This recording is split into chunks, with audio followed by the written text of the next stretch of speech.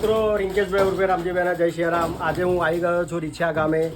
પેલી પ્યારી જે નિશાનું ઘર આપણે બનાવવાનું હતું એ અત્યારે તમે ઘર જોવો છો કે અત્યારે કતરાનું કામ ઉપર ચાલે છે.